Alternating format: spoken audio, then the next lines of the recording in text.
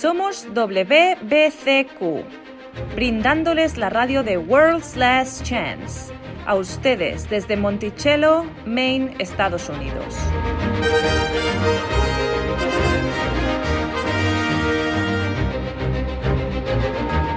La violencia criminal, la inquietud política, inestabilidad financiera, todo apunta a una inminente crisis, una crisis como ninguna otra. Atentos a la radio de World's Last Chance para aprender a prepararse espiritualmente para lo que nos espera. Radio WLC, preparando un pueblo para el regreso inminente del Salvador.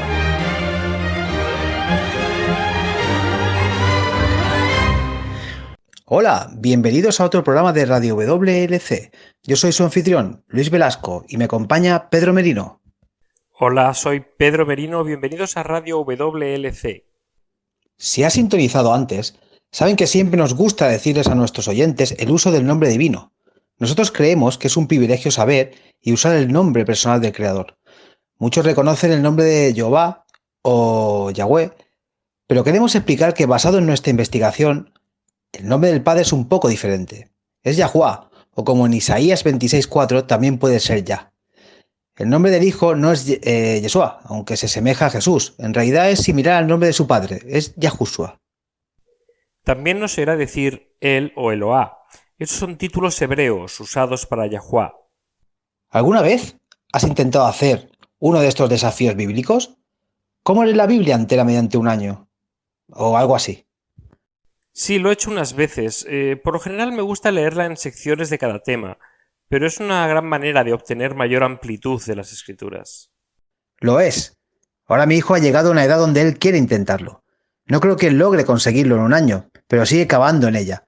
De todos modos, unos meses atrás, vino a mí porque estuvo confundido en Daniel 11, y no podía comprenderlo. Quería saber quién era el rey del norte y quién era el rey del sur, y su significado. ¿Qué le dijiste? Bueno, básicamente sí le confirmé que Daniel 11 es difícil de comprender, y rápidamente le pregunté qué tuvo que decir de Daniel 12. Bueno, esperemos que hayas podido darle algunos puntos desde entonces. Sí, así es. Estos estudios que hemos realizado recientemente clarificó el tema en mi propia mente. Y si nuestra audiencia no ha escuchado los programas que trato con Daniel 11, no es muy tarde. Pueden escucharlos en nuestra página o en YouTube. También hay un número de artículos que hablan de este tema, versículo por versículo. Antes de que habláramos del rey del norte, miramos a las evidencias que identifican al rey del norte como el Imperio Otomano. Vamos a realizar una emisión acerca del rey del sur también, pero hoy quisiera enfocarnos en un tema diferente aspecto de Daniel 11. Uno que muchos han pasado por alto. Este es el tercer rey. ¿Por qué no solo está el rey del norte y el rey del sur en este capítulo? Hay un tercer rey, ¿no es así? Sí, hay un tercer rey. Creo que ha sido pasado por alto porque no es claramente nombrado como lo son el rey del norte y el rey del sur. Él no es el rey del este o el rey del oeste. No, me gusta llamarlo el rey obstinado o terco. Leamos Daniel 11, versículos 36 y 40, y creo que verás por qué lo ha llamado así. El rey hará lo que le plazca. Se enaltecerá y se engrandecerá sobre todo Dios y contra el Dios de los dioses. Dirá cosas horrendas. Él prosperará hasta que se haya acabado la indignación, porque lo que está decretado se cumplirá. No le importará el Dios de sus padres ni el favorito de las mujeres. Tampoco le importará ningún otro Dios, porque él se ensalzará sobre todos ellos. En su lugar, honrará al Dios de las fortalezas, un Dios a quien sus padres no conocieron. Lo honrará con oro y plata, piedras preciosas y cosas de gran valor. Y actuará contra lo más fuerte de las fortalezas con la ayuda de un Dios extranjero. A los que le reconozcan colmará de honores. Los hará gobernar sobre muchos y repartirá la tierra por un precio. Y al tiempo del fin, el rey del sur se enfrentará a él. El rey obstinado decretó con los versículos anteriores. Y el rey del norte lo acatará con carros jinetes y con numerosas naves. El rey del norte entrará en sus tierras, las invadirá y pasará. El propósito del estudio de hoy, así como los programas del rey del sur y del rey del norte, están declarados claramente en el versículo 40. En el tiempo del fin, esta profecía es dada por Yah para equipar a aquellos quienes viven al fin de los tiempos, para que sepan cuándo es el fin. Así que tomemos esto versículo por versículo y veamos lo que el Espíritu de Yah nos intenta decir. Bien, primeramente, ¿quién es el rey obstinado? Toda la evidencia apunta a Francia, pero no tomen la palabra, veamos las evidencias. El versículo 36 dice que el rey hará de acuerdo a su voluntad. Esta frase es usada 3 veces en Daniel 11. La primera vez usada se encuentra en el versículo 3. Leamos. Se levantará entonces un rey poderoso que gobernará con gran autoridad y hará lo que le plazca. Si lees esto en el contexto, queda claro que refiere a Alejandro el Grande. La segunda vez que se utiliza está en el versículo 16 para referirse a Julio César. Leamos esto también. Pero el que viene contra él hará lo que quiera, y nadie podrá resistirlo, y permanecerá por algún tiempo en la tierra hermosa, llevando la destrucción en su mano. Ambos, Alejandro el Grande y Julio César, conquistaban poderes políticos. Ambos ejercieron dominio sobre los poderes políticos opuestos. Para ser consistentes, cuando el rey obstinado actuó de acuerdo a su placer, él debió, a su vez, ser un poder dominante que dio cambios al diseño político. Esto es precisamente lo que hizo Francia. Ahora leamos el resto del versículo 36 con su descripción del rey obstinado. El rey hará lo que le plazca, se enaltecerá y se engrandecerá sobre todo Dios, y contra el Dios de los dioses dirá cosas horrendas. Una vez más, Francia cumple con cada particular de este versículo. Francia ejecutó a su rey y demolió a su monarca. Ahora muchos países en el siglo XVIII y XIX derrocaron a sus gobernantes monarcas. Lo que hace a Francia diferente es que lo llevaron un paso más adelante. Francia por largo tiempo estuvo bajo la influencia del papado. Al contrario de los estados bavarios que ofrecían un nivel de libertad religiosa, Francia había perseguido a su gente y fueron empobrecidos. El nuevo gobierno, la República Francesa, de hecho se exaltó a sí mismo y se magnificó sobre todo Dios. Por primera vez, el ateísmo se hizo una influencia dominante sobre todas las clases. Los eruditos hoy rastrean esto a las convulsiones sociales y religiosas después de la Revolución Francesa. Puedo verlo. La Revolución Francesa dramáticamente transformó las relaciones entre las creencias y el ateísmo en Europa. Antes de la Revolución Francesa, el ateísmo era, ¿sabes?, algo como de cejas altas, ya que fue discutido por los intelectuales, los estudiantes universitarios, la aristocracia, aquellos que tenían tiempo de sentarse y discutir tales cosas. Después de la Revolución Francesa, sin embargo, se difundió ampliamente entre todas las clases de personas. La Revolución Francesa llevó al ateísmo a las masas. Los efectos largos por alcanzar el ateísmo del mundo hoy se puede rastrear a Francia, cuando el obstinado rey se exaltó y magnificó a sí mismo sobre todo Dios, hablando en contra de Yahuwah, negando su existencia. Tienes razón. De hecho, la fuerte declaración atea personal se convirtió en un importante tema político de la vida pública. Absolutamente. Los historiadores aún se refieren a ella como la descristianización de Francia, y desde ahí, por supuesto, se extendió como un fuego a otros países europeos, e incluso a varias colonias en las Américas. Bien, el versículo 37. No le importará el Dios de sus padres ni el favorito de las mujeres, tampoco le importará ningún otro Dios, porque Él se ensalzará sobre todos ellos. ¿Cómo es este versículo ejemplificado en Francia? En Francia, el catolicismo había sido la religión estatal por largo tiempo. El rey obstinado, sin embargo, no mostró respeto por Dios de sus padres. Gemma Beltrós, académica de la Historia Europea de la Universidad Nacional, cito, en octubre de 1793 la adoración pública fue prohibida, y en los siguientes meses toda señal de la cristiandad fue removida, una política aplicada con particular entusiasmo por los ejércitos revolucionarios, ansiosos por vengarse de la institución que albergaba a tantos contrarrevolucionarios. Las campanas de las iglesias fueron quitadas y derretidas, aparentemente para ayudar a los esfuerzos de la guerra. Las cruces fueron retiradas de las iglesias y cementerios, y las estatuas, reliquias y obras de arte fueron embargadas y a veces destruidas. El 23 de noviembre de 1793, las iglesias fueron cerradas, para convertirlas en bodegas, establos o fábricas. Calles u otros lugares públicos con nombres de santos fueron renombrados, a menudo con temas republicanos, y el tiempo mismo fue refundido para repudiar aún más el pasado cristianismo francés. ¡Wow! Es un gran cambio de lo anterior. Hay otro punto del cual muchos no han oído antes. ¿Sabes que el sistema métrico fue inventado por Francia durante la Revolución? Así es. Solo hay 3 países en el mundo que aún usan el antiguo imperialismo. 3. Pensé que los Estados Unidos eran los únicos que siguen usando las anticuadas y confusas millas, pies y libras. No, en realidad Liberia y Myanmar aún lo usan también. Increíble. Acuérdame de nunca mudarme a ninguno de esos países. Bueno, de todas formas, aún con el sistema métrico, los franceses salieron con un nuevo calendario. ¿En serio? No, nunca había escuchado eso. Muchos tampoco, pero el propósito directo fue para apoyar la descristianización de Francia. ¿Cómo? No entiendo la conexión. La Iglesia Católica siempre ha declarado que el domingo, como el día de la adoración cristiana, es la señal de su autoridad. Francia sabía de esto y creó un calendario totalmente nuevo con el propósito de distanciarse de la cristiandad. El calendario de la República Francesa tenía una semana de 10 días, así que el domingo ni siquiera existió en el nuevo método cronológico del obstinado rey. Pierre-Sylvain Marchal, el primero en sugerir el cambio del calendario, dijo, y cito, «El calendario de la República Francesa no debe parecerse en modo alguno a los oficiales anuales de la Apostólica e Iglesia Romana». No bromeabas. Realmente querían simplemente aniquilar la cristiandad. ¿No es así?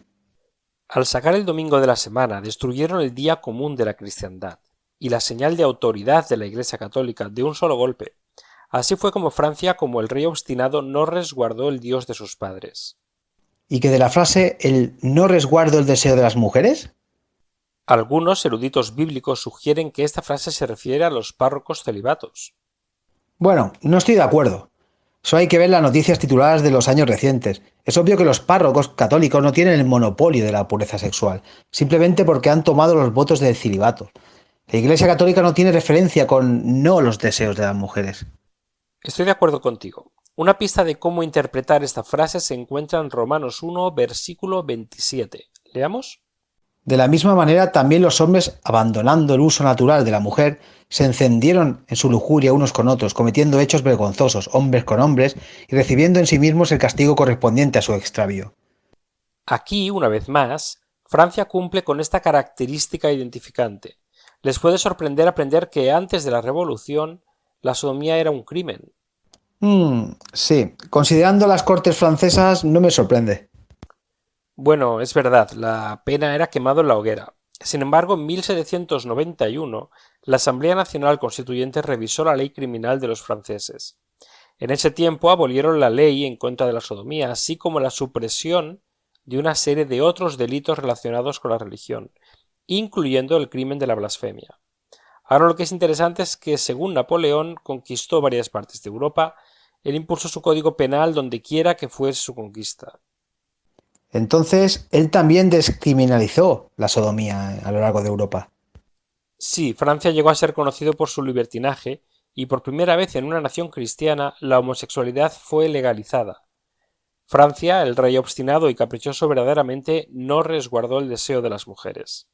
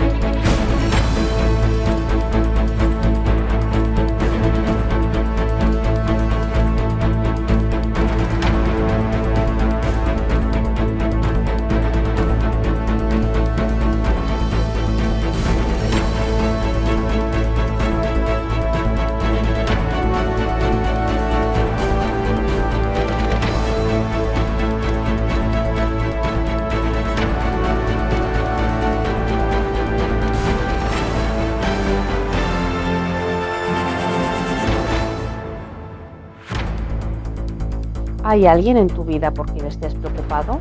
¿Un amigo? A lo mejor es tu esposo. A lo mejor un hijo adulto quien no está viviendo a la altura de la luz que él o ella conoce. Si quiere conocer más acerca de la ciencia de la oración intercesora, visítenos en www.wordlchanc.com/español. Nuestras oraciones pueden ser bendecidas para la salvación de otros. Mediante la oración puede cooperar con las agencias celestiales para ser una bendición para todos con quien tenga contacto.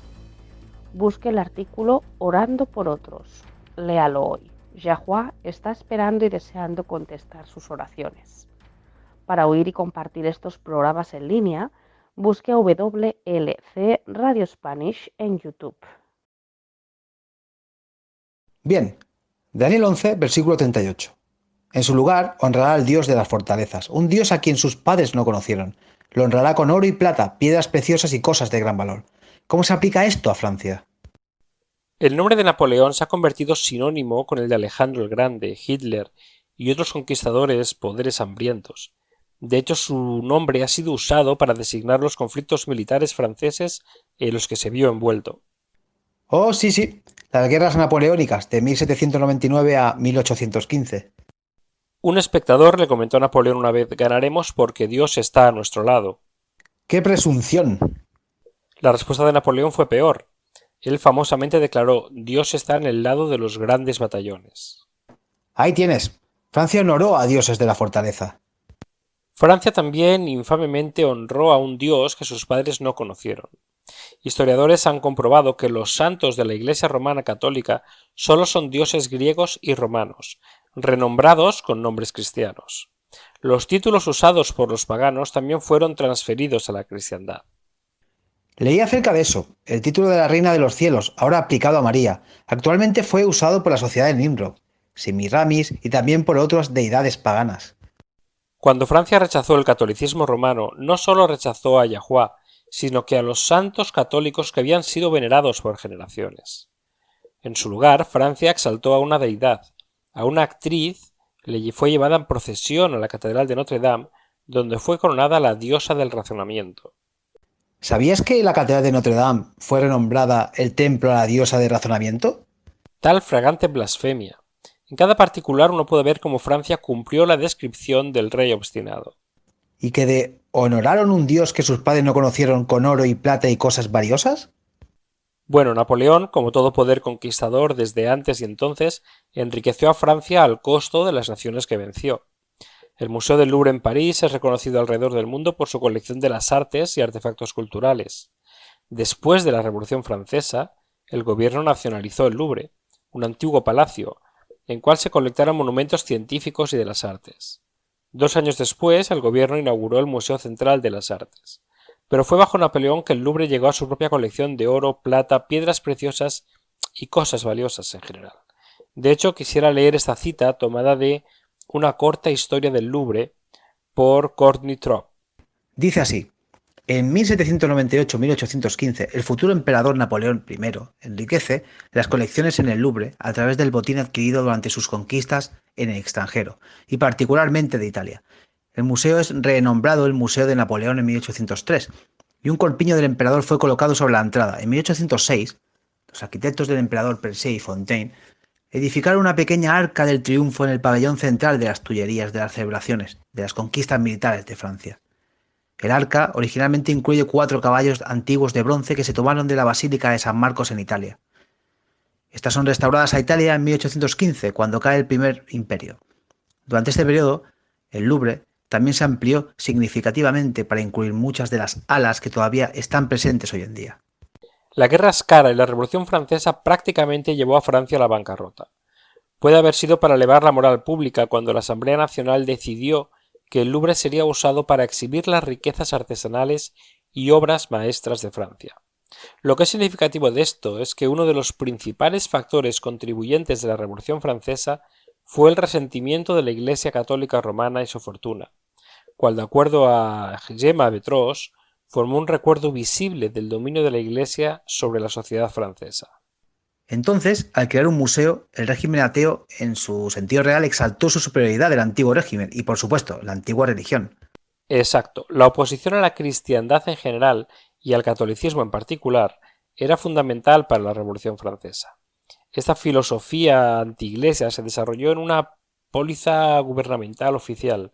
Muchas de las acciones revolucionarias eran motivadas por la política y, por supuesto, la preocupación económica. Pero también querían alternativas filosóficas y científicas para la religión. Me recuerdo de una cosa que los revolucionarios hicieron para nacionalizar las propiedades de las iglesias. Así es, fue a una distancia pendular de la cristiandad y comenzó con la descristianización de Francia. motivada para suprimir la cristiandad y finalmente culminó en la coronación de la diosa del razonamiento. Según recuerdo, hasta establecieron un culto del razonamiento por un tiempo. Promovieron el razonamiento humano por arriba y en oposición a la Biblia. Lo que es interesante es que en la apertura del Louvre las artes maestras fueron primeramente las que fueron confiscadas de la Iglesia Católica y las familias de la realeza, o robadas de las familias aristócratas que habían volado a Francia. Por supuesto, la conquista de Napoleón añadió esto. El museo y los principios de Francia tuvieron una especie de relación simbiótica, se beneficiaban uno al otro. Puedo ver cómo eso obraba. Las riquezas de los opresores anteriores de la nación lo exhibían ante el público, quienes colectivamente lo poseían. Parecería que apoyara la creencia arrogante de Francia en su superioridad bajo el reinado del razonamiento, comparado a las pobrezas sufridas por las masas cuando gobernadas por los monarcas católicos. Exacto, el oro y la plata y las piedras preciosas y cosas valiosas en exhibición pública en el museo fue señalado como evidencia de la superioridad de la humanidad y el ateísmo, los conceptos principales de la propia revolución. Era una campaña de propaganda para convencer a las masas que el razonamiento era superior que el Dios cristiano. Eso fue exactamente lo que fue. Bien, el próximo versículo, Daniel 11, versículo 39 dice: actuará contra la más fuerte de las fortalezas con la ayuda de un dios extranjero. A los que lo reconozcan colmará de honores, los hará gobernar sobre muchos y repartirá la tierra por un precio. Este versículo está resumiendo lo que hace el rey obstinado, pero entonces continúa añadiendo una característica más que lo identifica. Dice que el rey obstinado repartiría la tierra por un precio. Esto es exactamente lo que sucedió en Francia. La Revolución Francesa tuvo un impacto devastante en la economía. La inflación se disparó.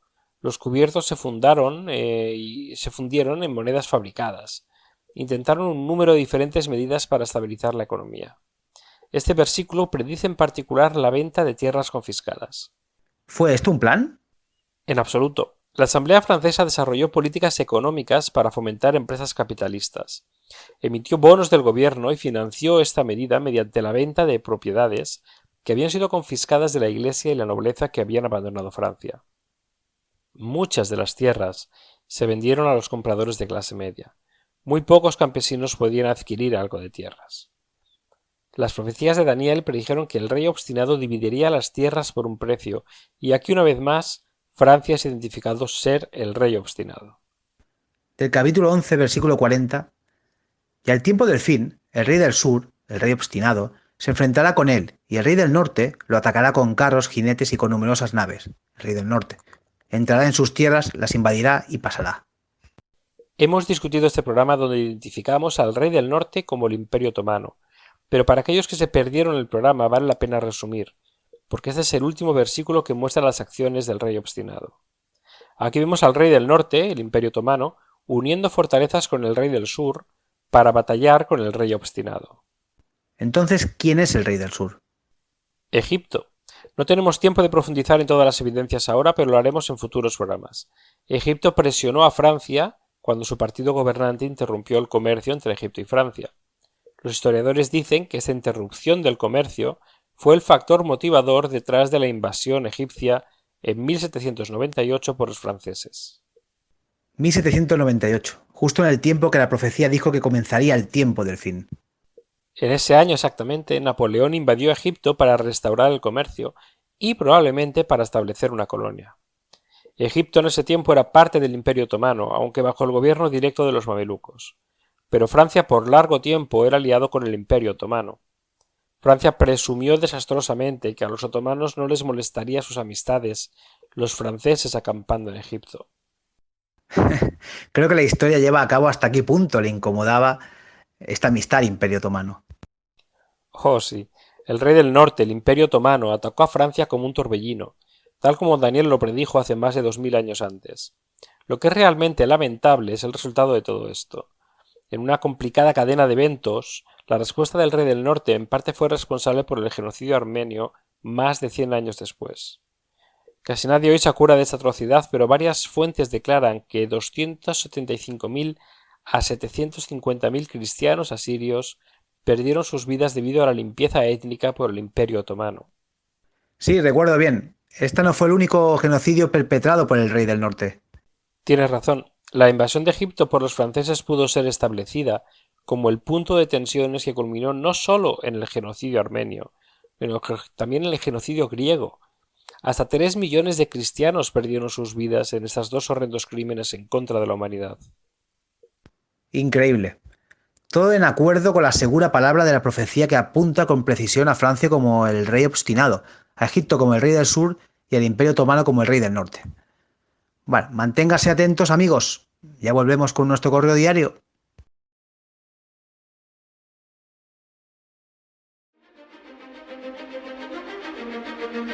Ha sintonizado con la radio de WBCQ en 9330 kHz en la banda de 31 metros. Radio World's Last Chance, preparando un pueblo para el pronto retorno del Salvador.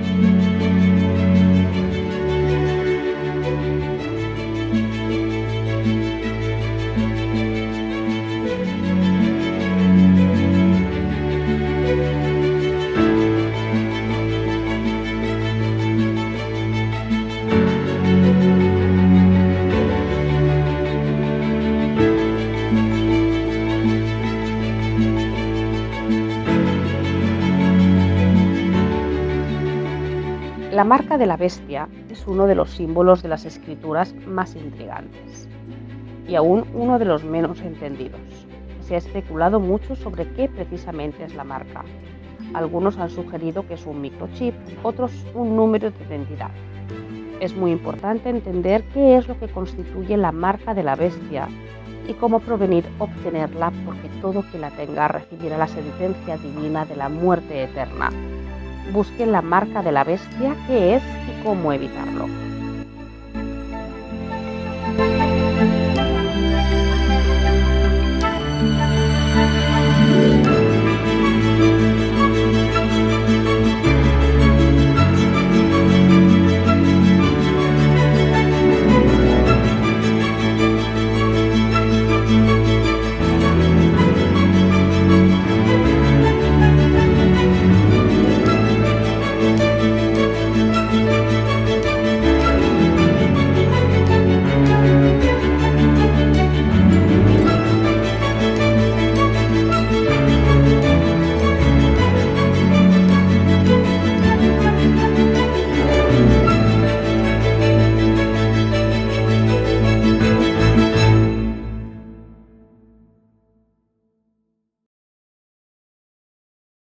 Es tiempo de zambullirnos en nuestro correo diario, en donde damos respuestas a vuestros comentarios y consultas.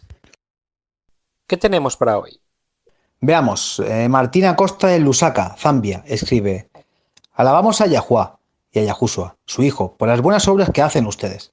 Soy parte de un grupo pequeño que nos reunimos en los hogares de los sabbats. Una amada hermana del grupo está enfrentando mucha resistencia por parte de su familia por aceptar el sabbat. Le preguntan: ¿por qué el sábado se menciona pocas veces en el Nuevo Testamento mientras que los otros mandamientos sí lo son? Quedaríamos muy agradecidas si nos ayuda a responder estas preguntas de la mejor forma. Primeramente, permítame decirte gracias, Martina, por escribirnos. Por favor, asegúrele a esa hermana que le añadiremos a ella y a su situación a nuestra lista de oraciones. El por qué los otros mandamientos son mencionados mucho más que la ordenanza del Sabbat, eso no es verdad. El Sabbat es mencionado en los Evangelios incluso más frecuentemente que en los libros de Moisés. Lo que se tiene que entender es que es mencionado en el contexto de la época. ¿A qué te refieres? El cuarto mandamiento no es citado palabra por palabra en los Evangelios, sino que el Sabbat es perpetuo. Nadie cuestionaba la vigencia del Sabbat por parte de los judíos del primer siglo, o incluso los creyentes tempranos. Todos veneraban el Sabbat bíblico, como demostrado por los registros en hechos a los creyentes atendiendo las sinagogas en los sabats, no había necesidad de repetir la ordenanza perpetua «recuérdate el día del sabat, reposo, mantenerlo santo», ya que todos cumplían con el mandato. Al contrario, el tema era de cómo observar el sabat. De esto se enfocaba toda la discusión del sabat. Una vez más, ya estaban cumpliendo con el sabat bíblico. De otra forma, no hubieran puesto tanto empeño y cuidado sobre los detalles de la apropiada forma de observarlo. Nunca pensé en esto antes. ¿Nos puedes dar algunos ejemplos? Claro, tomemos el Evangelio de Lucas. Cada vez que Yahushua sanaba a alguien por su propia iniciativa, era en un sabat. Él aprovechaba la oportunidad para demostrar la observancia apropiada del sabat, que es siempre apropiado ayudar a aquellos en necesidad de la verdad. Veamos en Mateo 12, versículo 10. Y he aquí, había allí un hombre que tenía una mano seca, y para poder acusarle le preguntaron diciendo, ¿es lícito sanar en el día del sabat? Ese es el punto. Estaban tratando de acusar al Señor del sabat, de quebrantar el sabat. Irónico, ¿no lo es? Y él les dijo, ¿qué hombre habrá de vosotros que tenga una sola oveja, si ésta se le cae un hoyo en el día del sabat, no le echa mano y la saca? Pues ¿cuánto más vale un hombre que una oveja? Por tanto, es lícito hacer bien que el día del sabat. Mateo 12, 10, 12. Lo que tenemos que comprender, ver, es que Yahushua enfrentó un diferente concepto en relación con el día del sabat bíblico durante su vida en la tierra. Definitivamente, un punto interesante. Una observancia rabínica del sabat fue un cambio religioso cual acómodo al Imperio Romano. Recuerden, entre los israelitas de temperamento degradado y los romanos estaban constantemente envueltos en rebeliones e insurgencias. Temían a cualquier clamor de los israelitas, del poder político que agitaría a los ya propensos a la rebelión israelita. Por lo tanto, los judíos, enfocados en la carta de la ley, colocaron a un lado al Hijo del Hombre, Yahushua, quien también era el Señor del Sabat. Los fariseos usaban el método rabínico para aplicar la ley en todos los aspectos de vida. Una vez más, enfocados en la carta de la ley según vista en la vida de las afueras y rechazando su influencia en el corazón. Los saduceos, la clase de donde todos los sumos sacerdotes eran selectos, tenían sus propios métodos para desechar la ley divina. Dieron límites a la ley, de lo que declara específicamente negando la naturaleza espiritual de la ley divina. Entonces lo que dice es que ambos grupos apaciguaban a los romanos y daban apoyo a la regla del Estado. Solo usaban métodos diferentes. Exacto. Yahushua se opuso a ambas enseñanzas de estos pensamientos, no solo del Sabbat, sino de la forma en que corrompieron la ley divina también.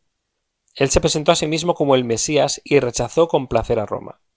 Los líderes israelitas querían mantener sus posiciones de influencias. Fue el miedo de los líderes que los llevó a rechazar a Yahushua. Fue en abordar sus interpretaciones erróneas de la ley y la enseñanza de la observancia verdadera del Sabbat que el Salvador corregía la idea judía de cómo guardar del Sabbat, y al hacer esto, el Sabbat bíblico es mencionado más veces en los Evangelios que cualquier otro mandamiento. Tiene sentido.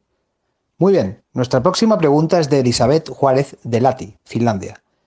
Ella nos dice, estimados en WLC, yo formo parte de estudios bíblicos en un grupo de mujeres. Estamos repasando el libro de las Revelaciones. En realidad, hemos disfrutado de sus artículos acerca de la profecía. Sin embargo, ¿nos puede decir por qué WLC enseña que el detonar de las 7 trompetas en Revelaciones 8 y 9 aún no ha pasado? Además, ¿por qué interpretan los números dados en relación a las trompetas literalmente? Siempre me alegra recibir preguntas acerca de la profecía. Es uno de mis favoritos en el estudio. En respecto del por qué decimos que las trompetas aún no han pasado, bueno, la respuesta corta es porque no lo han hecho. ¿Y la respuesta larga? La interpretación tradicional de las 7 trompetas las coloca atrás en la historia. Lo que tenemos que recordar es que el libro de Revelaciones fue dado específicamente para el pueblo de Yahuwah viviendo los últimos tiempos. Una correcta interpretación de Daniel 11 revela que este tiempo del fin comenzó en 1798. El hecho de que el libro de Revelaciones se enfoca primeramente en los últimos eventos del fin demuestra que la histórica interpretación tradicional de las 7 trompetas es errónea. Piensa en el propósito de una trompeta en los tiempos bíblicos. ¿Para qué fue usado?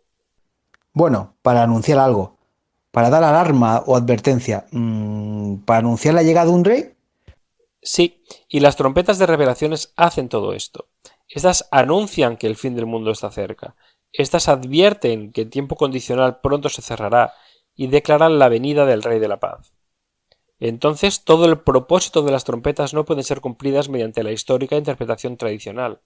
Además, las históricas interpretaciones generalmente apuntan a eventos que no cuadran con los detalles de cada trompeta completamente. Buen punto.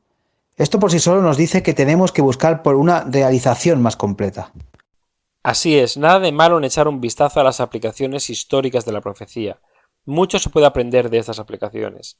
Pero es importante recordar que si una interpretación en particular no cumple con cada uno de los puntos de la profecía, en el mejor de los casos se puede considerar solo una aplicación parcial, y tenemos que buscar una aplicación completa y adicional de la profecía. Como se le dijo a Juan en Revelaciones 10. Debes profetizar otra vez. Revelaciones 10:11. Las aplicaciones parciales de la profecía no necesariamente son malas o erradas. En los últimos 2000 años han dado mucho aliento al pueblo de Yah mediante los tiempos. Pero no podemos llegar y cesar pensando que lo sabemos todo. Los pecados de los laodicenses, siendo enriquecidos con bienes y sin necesidad de nada. Mientras que en realidad están necesitados de todo, por lo tanto, una vez más, miren a las históricas aplicaciones. Pueden aparecer cosas de los cumplimientos parciales, pero estén al tanto hasta que cada detalle de una profecía sea cumplida. Hay aún una futura completa aplicación de la profecía. Las trompetas son una parte importante de Revelaciones. Si recuerdo correctamente, cubren los números grandiosos de los capítulos. No solo son los capítulos 8 y 9, van más allá. Ningún otro tema es dado más enfoque y detalle. Tienes razón. Entonces en realidad es ambos incorrecto e inconsistente relegarlos al pasado polvoriento, cuando sabemos que todo el libro fue escrito para nosotros, a quienes sobre los fines del mundo son venidos. Otro punto a recordar, Revelaciones 11:3. Esta es la visión de los dos testigos, la profecía por 1260 días vestidos de cilicio, ¿no es así?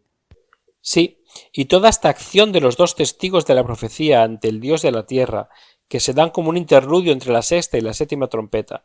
Este interludio cubre todo el capítulo 10 y alcanza hasta el versículo 14 del capítulo 11.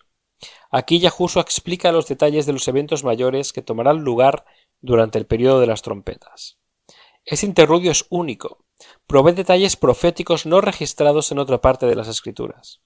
Es aquí donde aprendemos sobre el juicio investigador, la duración del tiempo probatorio final dado a los inicuos, y las dificultades que el pueblo de Yah enfrentará durante este periodo al profetizar por la última vez. Es por esto que no podemos aceptar que las trompetas de revelaciones ya se hayan cumplido. Demasiado dentro de la profecía aún no se ha cumplido, incluso parcialmente, mucho menos completamente. Muy bien, entonces. Gracias, Pedro. Se nos acabó el tiempo del correo diario por hoy. Si tienen comentarios o consultas, escríbanos en www.or.com/español.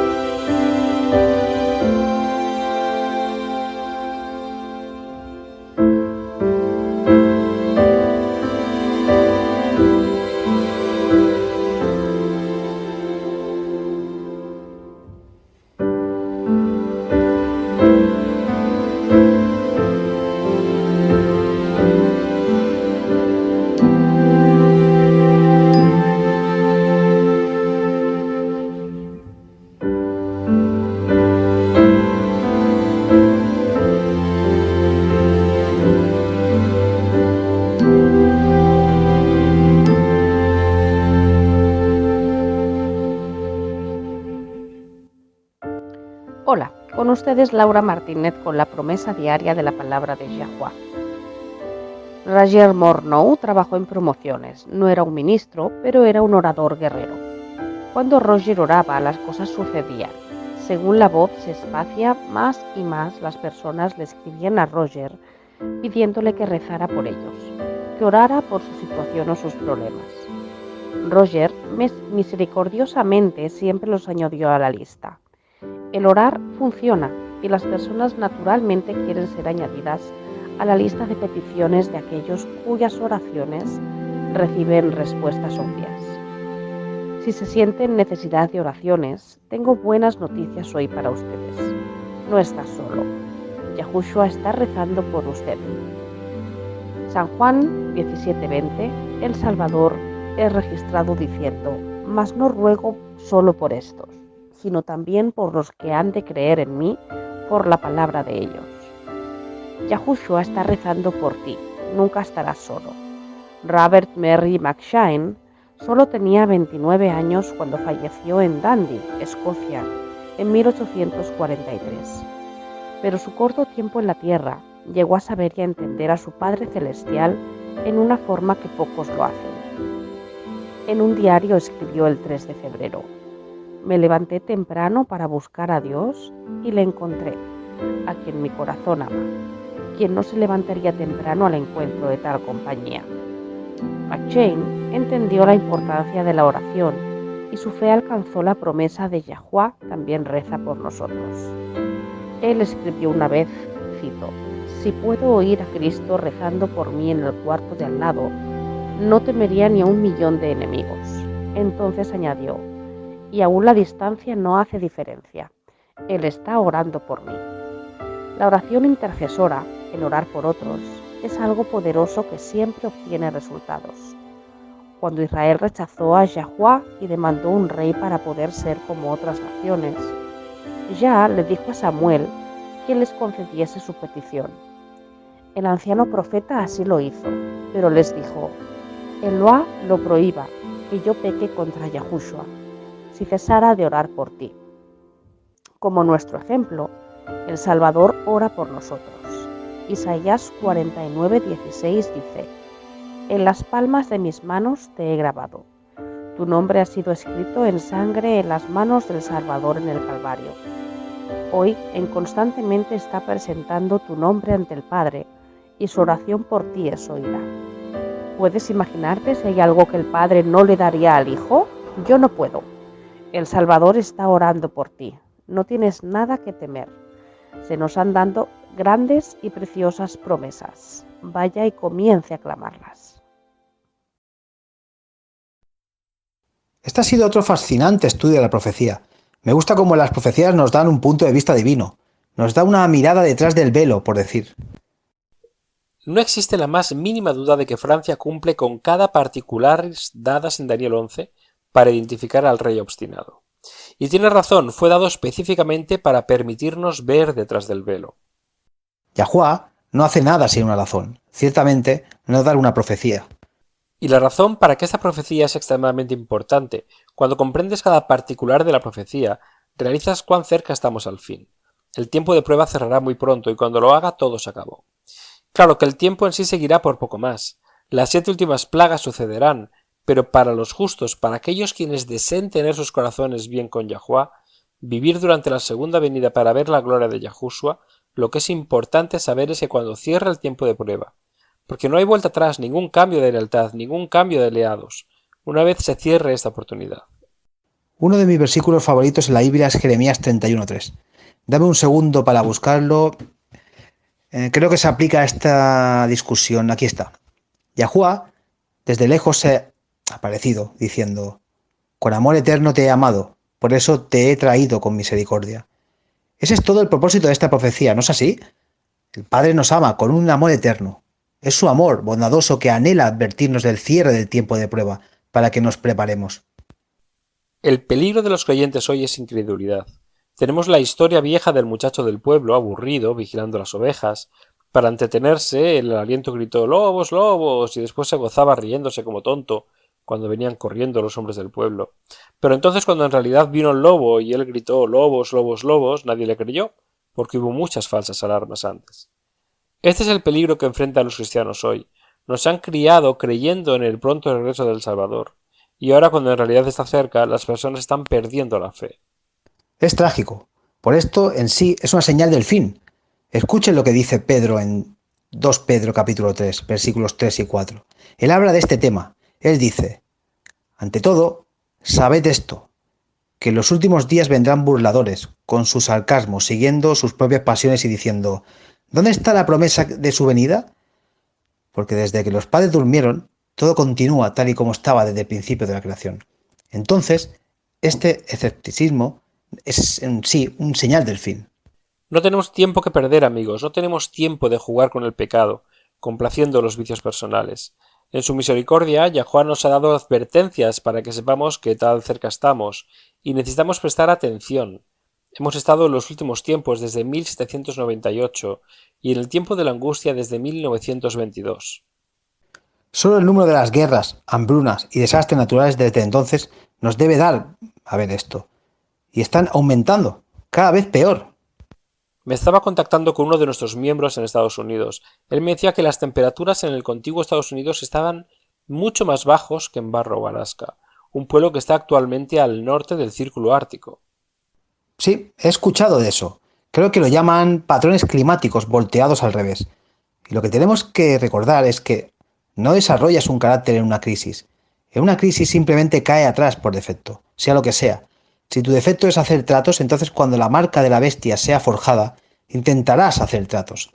Si tu defecto es dudar de la palabra de Yahuwah, cuando en peligro, renunciarás a la verdad porque quieres que la fe se aferre a la palabra de Yah, al enfrentar el peligro abrumador.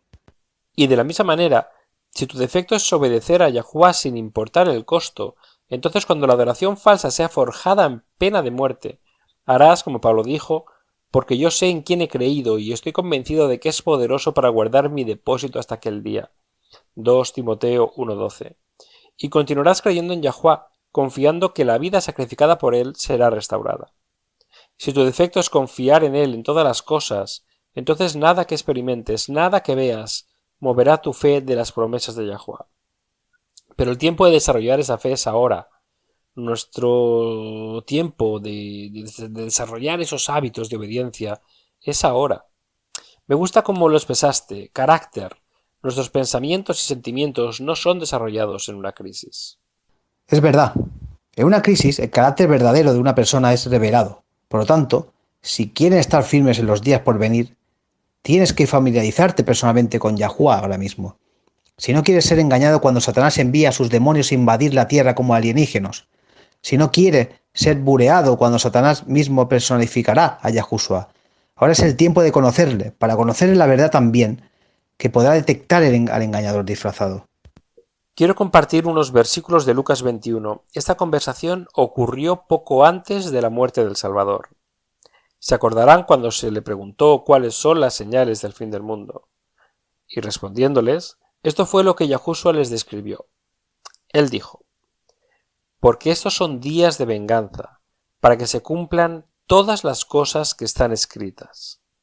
Ay de las que estén encinta y de las que estén criando en aquellos días, porque habrá una gran calamidad sobre la tierra, e irá para este pueblo. Y caerán a filo de espada, y serán llevados cautivos a todas las naciones. Y habrá señales en el sol, en la luna y en las estrellas, y sobre la tierra angustia entre las naciones, perplejas a causa del rugido del mar y de las olas, desfalleciendo los hombres por el temor y la expectación de las cosas que vendrán sobre el mundo, porque las potencias de los cielos serán sacudidas. Lucas 21, de 22 a 26. Esto es muy real, han habido tantas cosas horrendas en el tiempo, pero lo que se describe aquí son las catástrofes a un nivel sin precedentes. Sí, así lo estamos viendo, desfalleciendo los hombres por el temor. ¿Sabes? No hemos visto nada así nunca. Amigos, es un tributo a la misericordia amorosa de Yahuwah, que nos haya dado estas advertencias con el fin para poder prepararnos. No tenemos mucho tiempo, pero si se somete por sí mismo a él, completamente y sin reservas, él se asegurará de que esté listo a tiempo.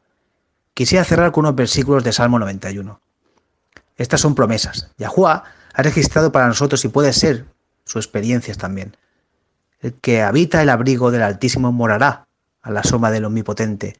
Diré yo a Yahuwah, refugio mío y fortaleza mía, mi Dios en quien confío.